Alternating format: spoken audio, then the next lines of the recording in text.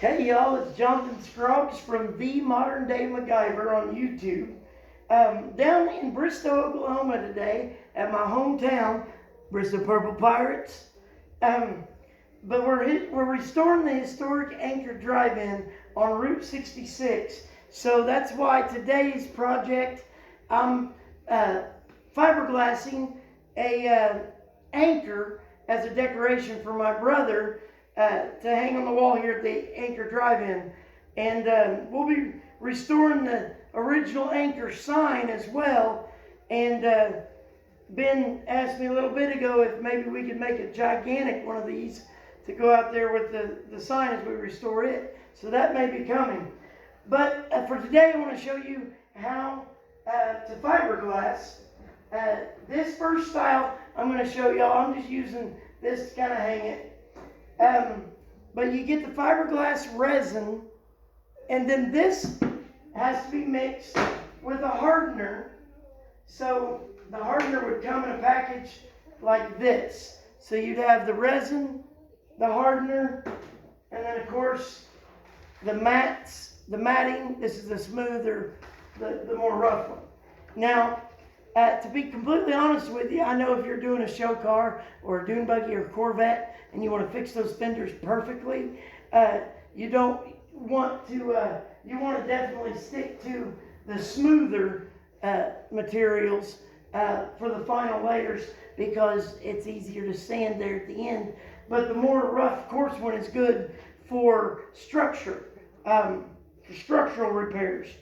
But anyway, you literally could use a material just like this. A lot of the times when you see show cars or speaker boxes where they built with a skull 3D coming up out of the box, this is all they're doing. They're using the chicken wire or paper mache or cardboard to sculpt the shape that they want, kind of like what I've got here with the paper mache anchor. But then you pour the resin into the lid that comes with the container of resin, and then you follow the directions. This is the hardener that's dripping in right now. That typically, just in my experience, I can tell you, I double the amount of hardener that the instructions call for, because for some reason I've ran into it many times where I mixed the right level of hardener exactly how they said to on the instructions, and then an hour goes by and it's still tacky. This stuff should set up in about 5 to 10 minutes.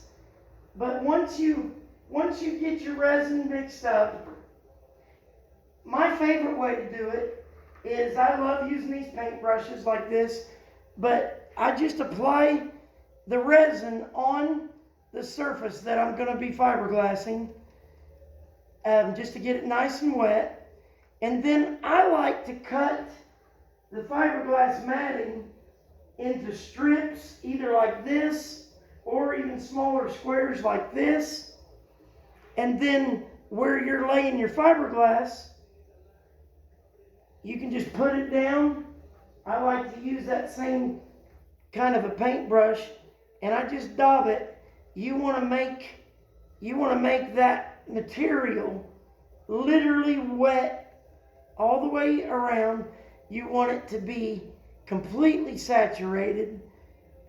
That's why I kind of use the patting method with the brush. The tips of the bristles kind of helps pop any air bubbles that might be forming. But that, I know it seems like I'm simplifying it, making it sound easier than what it is. But honestly, y'all, that's how easy it is to fiberglass with this style, using the matting and the resin. And then you would want to let this cure, and it always depends on how good your mix was, on how long it'll take. I've had some cure as fast as 5 minutes, and it was already ready to sand. And then depending on the humidity, I've had some that I'd come back 20, 30 minutes, an hour later, and it's still tacky. So all that just depends on how much hardener you use. And there's a few ways to cheat. I've even gone back and sprinkled some hardener back over a batch that was staying tacky. Brushed the hardener out to let that chemical reaction soak in and solidify the batch of fiberglass. But anyway, that's the simplicity of it. You want to do several layers. The more layers, the better. And then as it dries, this becomes as hard as a rock or as hard as a fiberglass fender. And you sand it and smooth it. And it's typically easiest to use like a body filler, a spot filler for the final level if you're wanting to really smooth it over to be slick. But anyway, that's the simple side of fiberglass. And if you want to play with it, go down to Walmart or O'Reilly's or Napa, whoever. Nobody sponsors me yet, so I'm just saying it's easy to get your hands on it.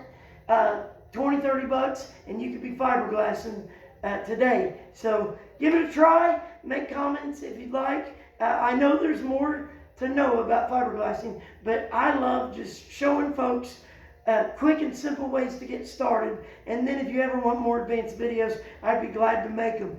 But y'all spread some love today. Thanks for tuning in to The Modern Day MacGyver on YouTube. If you like the video, click like, share it. Check out my other videos. I love teaching everybody how to do stuff. I've got a welding video up, plumbing videos. Y'all go check them out. Have a blessed day and spread some love today.